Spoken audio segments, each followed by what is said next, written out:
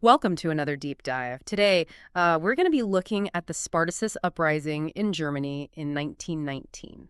You know Germany right after World War I. It's a setting that's just full of tension.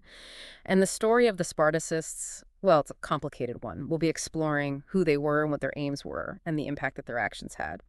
And to help us navigate this complex period, we have our expert with us. So to get started, let's set the scene. Germany in 1919, what kind of picture are we looking at? Well, you got to imagine a nation that's reeling from defeat.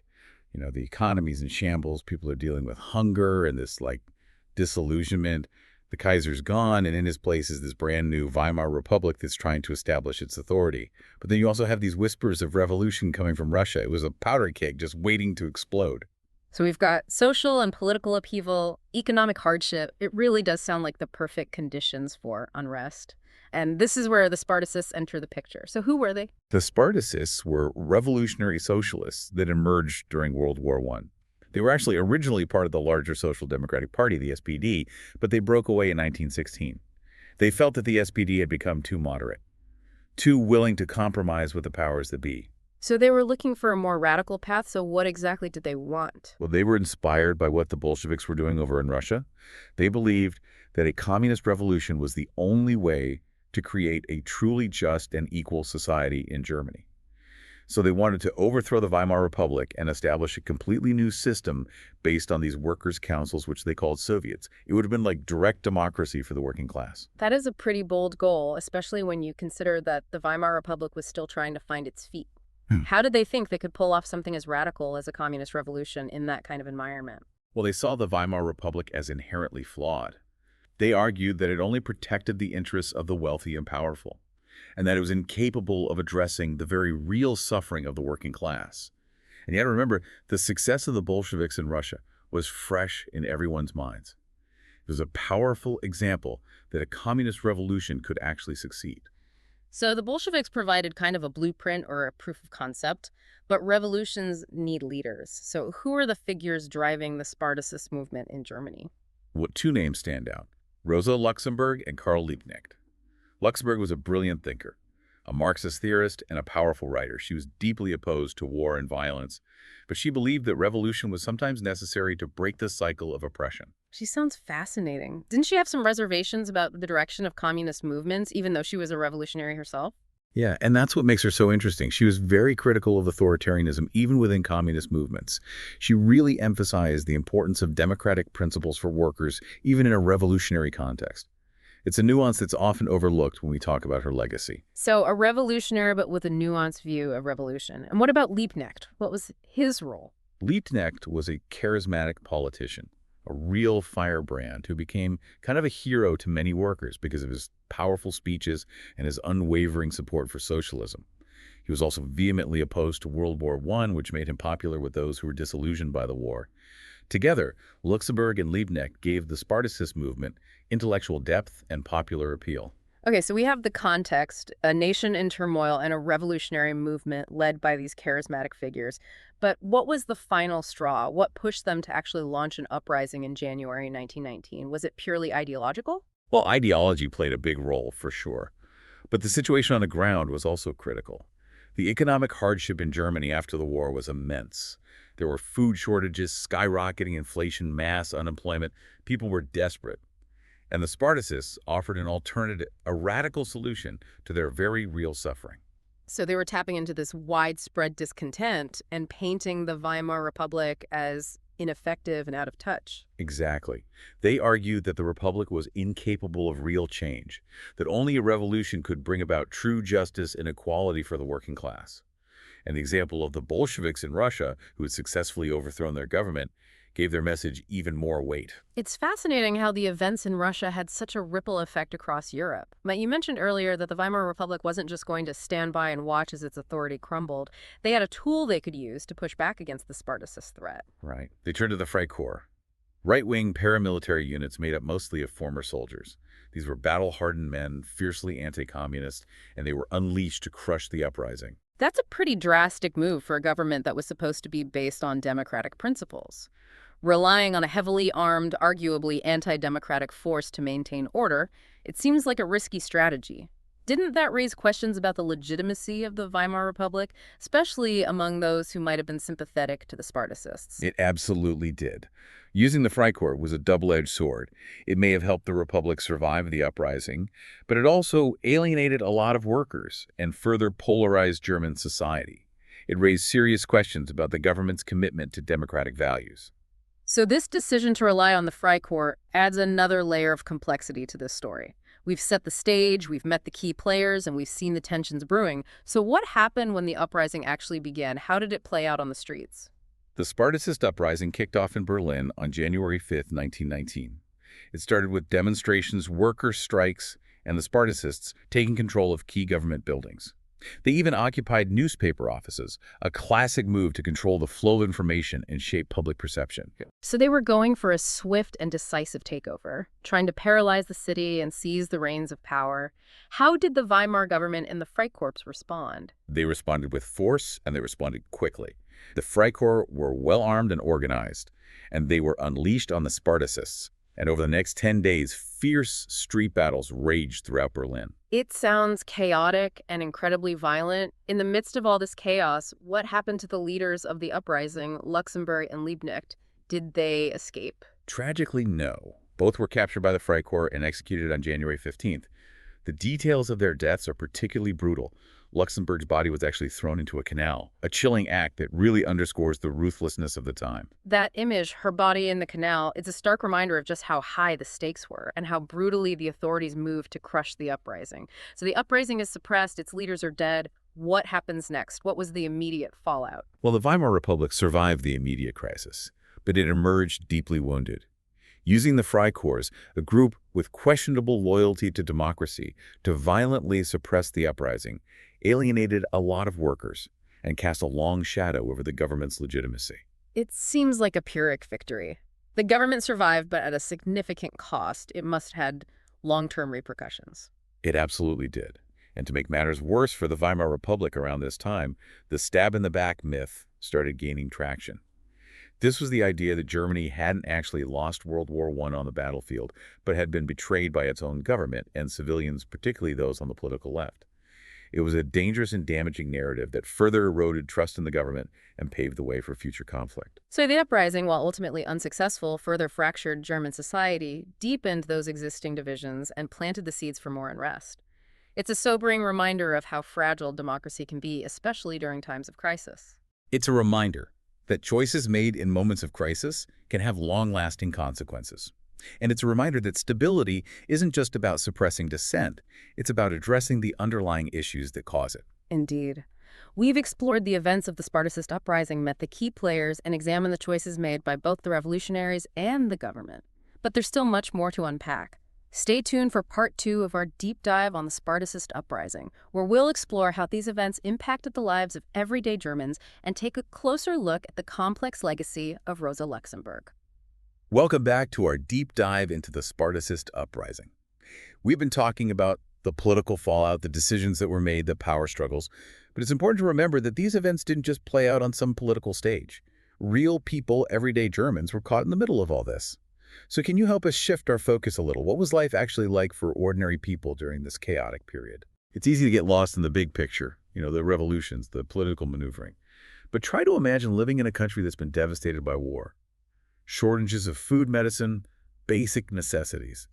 The economy is in ruins, inflation is out of control, and unemployment is skyrocketing. People were just trying to survive. So there was a real sense of desperation, this uncertainty about the future. And then on top of that, you have all the political instability, the violence of the uprising itself. It must have created a lot of fear and anxiety. Oh, absolutely. The Spartacist uprising, the street battles, the Freikorps roaming the streets. It created this constant tension, this feeling that things could completely fall apart at any moment. Yeah. And this wasn't just in Berlin. This unrest spread to other cities, too. It's one thing to read about these events in history books, but it's another to imagine actually living through them. Did the events of the uprising and the government's response affect people's trust in the Weimar Republic? I mean, it was supposed to represent a fresh start, a move towards democracy. Well, the Weimar Republic was already facing a tough challenge, trying to establish its legitimacy. It was associated with the defeat in the war, with all the economic hardship. And the way they handled the uprising, especially the decision to use the Freikorps, that really eroded trust. especially among the working class, who had been hoping for real change. So instead of unifying the nation, the government's actions actually deepened the divides. And it sounds like the uprising itself, even though it failed, contributed to that polarization. Exactly. The Spartacist uprising really intensified the tensions that already existed between the left and the right. It made some people even more afraid of communism, while at the same time it radicalized others who felt like the government had betrayed the revolution. The uprising kind of became a focal point for all these anxieties and tensions that were bubbling under the surface. Let's talk a bit more about Rosa Luxemburg, one of the key figures in this story. We've talked about her role in the uprising or her ideas, but I'm curious about her lasting influence. Why is she still so important even a century later? What is it about her legacy that resonates today? Rosa Luxemburg was a really complex and compelling figure. She was a brilliant intellectual and a gifted writer. Her contributions to Marxist theory, especially her analysis of capitalism and imperialism, are still studied today. But it goes beyond her intellectual contributions. She was also really passionate about democracy, freedom, and social justice. She believed in the power of the working class to create a better world. So she represents this combination of intellectual depth and a strong commitment to social justice. And her nuanced views on revolution, her criticism of authoritarianism, those seem particularly relevant today. Yeah, exactly. Luxemburg was a revolutionary, but she was also a fierce defender of democratic principles. She believed that true socialism couldn't exist without real democracy, without the working class actively participating. This makes her ideas especially important today when we're dealing with questions about individual freedom versus collective action, the role of the state, the dangers of authoritarianism, even within movements that claim to represent the people. It's clear that her legacy is multifaceted, and it continues to spark debate and discussion. Before we move on, I want to go back to something we discussed earlier, the stab in the back myth. You said that this idea started to gain traction after the Spartacist uprising. Can you explain that a bit more? What exactly was this myth, and why was it so powerful? The stab in the back myth was basically a conspiracy theory, a dangerous lie that was spread by right-wing nationalists in Germany after World War I. They claimed that the German army hadn't actually lost the war on the battlefield. They said that Germany had been betrayed by civilians and politicians back home, specifically socialists, communists, and Jews. It was a way to shift the blame for their defeat, to create scapegoats, and to fuel resentment against those who are already marginalized. It sounds like a classic example of scapegoating, finding someone to blame for a complex and painful event. And it seems like this myth played right into the existing anxieties and prejudices within German society. Absolutely. The myth really tapped into existing anti-Semitism, the fear of communism, and the disillusionment with the Weimar Republic.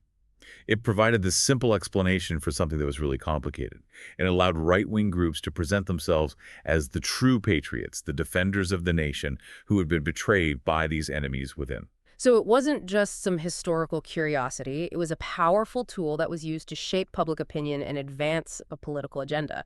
Did it have a lasting impact? Did it contribute to the political instability of the Weimar period? Oh, it definitely did. The stab in the back myth was incredibly damaging. It poisoned the political atmosphere and made it much harder for the Weimar Republic to gain legitimacy and build a stable democracy. It basically legitimized violence against those who were seen as enemies and undermined faith in the democratic process itself, which created this climate of suspicion and distrust. So the myth itself became a weapon used to attack not just individuals, but the very idea of a democratic society. We've looked at the events of the Spartacist uprising, its impact on German society, and the complex legacies of both Rosa Luxemburg and the stab in the back myth. It's clear that this was a pivotal moment in German history, a time of massive upheaval. But the story doesn't end there. In part 3, we'll zoom out and examine the broader historical context of the Spartacist uprising. We'll explore its connection to the Russian Revolution and that global wave of revolutionary fervor that was sweeping across Europe in the early 20th century. Welcome back to our deep dive into the Spartacist uprising. We've been really focused on what happened inside Germany, but as we've been talking about, there's a bigger story here. It's time to zoom out to look at the global context. So can you help us connect the dots? What else was happening in the world that might have influenced the Spartacist uprising? Yeah, the Spartacist uprising. It wasn't just some isolated event. It was actually part of a much larger wave of revolutionary movements that were sweeping across Europe after World War I. I mean, the war had completely shattered empires, destroyed economies, and left millions dead or just completely disillusioned. So people were starting to question everything about the old order and revolutionary ideas, especially those that were inspired by the Bolshevik Revolution in Russia. They were gaining traction all over the continent. So the war basically created this perfect storm for unrest, this yearning for change. And of course, we can't really talk about this period without talking about Russia. The Bolshevik success in 1917 must have been a huge inspiration for revolutionaries like the Spartacists. Oh, absolutely. The Bolshevik Revolution was a monumental event. I mean, for Mhm. the first time ever, a Marxist party had actually overthrown a government and created a communist state. It sent a really powerful message to workers and revolutionaries everywhere that change was possible, even against incredible odds. The old order, it wasn't invincible. So it wasn't just theory anymore. The Bolsheviks had actually made revolution a reality. Did they provide any direct support to the Spartacists, or was it more about inspiration? Well, the extent of the Bolsheviks' direct support for the Spartacists is something that historians still debate about. Yeah. I mean, Russia itself was in the middle of a civil war, so their ability to provide material support to other countries was pretty limited. But there's no doubt that the Bolsheviks were actively promoting global revolution. They were offering guidance and ideological support to communist movements all over the place. So it sounds like the Spartacists saw the Bolsheviks as kind of a model, a roadmap for their own revolution. But revolutions are messy, and the Bolsheviks' rise to power was full of violence. Did the Spartacists ever grapple with the potential downsides of a revolution? The possibility that their own attempt to seize power could lead to the same kind of chaos and bloodshed? That's a really important question, and it really gets to the heart of the dilemma that revolutionaries have always faced. On the one hand, they were driven by this vision of a just and equal society, a world without exploitation and oppression. But on the other hand, they couldn't ignore the potential for violence and instability that comes with any kind of revolutionary struggle. It's a tension that runs through the whole history of revolution. The desire for radical change weighed against the possible costs of making that change happen. It's a reminder that history is full of tough choices and moral gray areas, and that revolutions, even those fought for good causes, can have consequences that no one intended.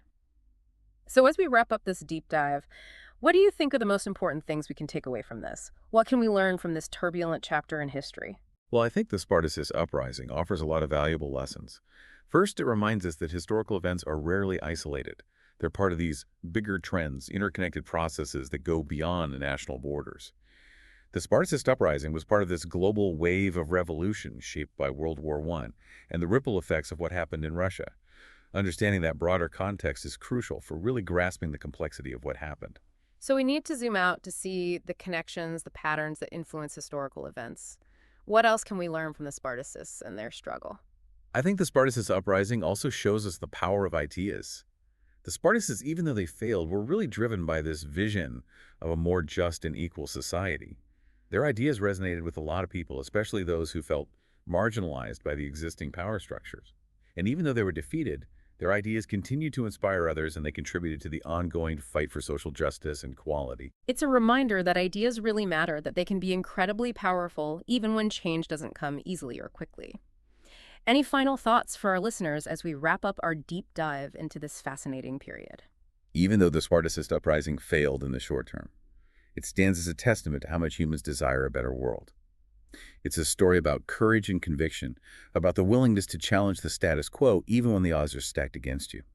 It reminds us that the fight for a more just and equitable society is a process that never really ends.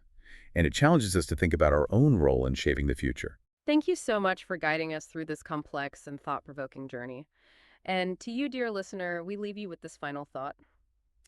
The Spartacist uprising, even though it ultimately failed, was a spark in a much bigger fire.